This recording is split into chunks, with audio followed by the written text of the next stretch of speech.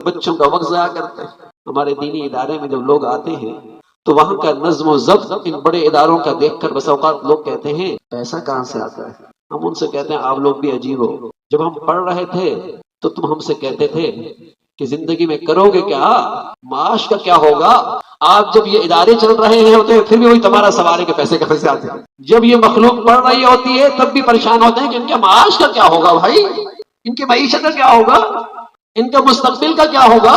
अरे मियाँ मुस्तकबिल तो मुसलमान का मरने के बाद शुरू होता है, वहां की तो कमाई इन्हीं के पास है।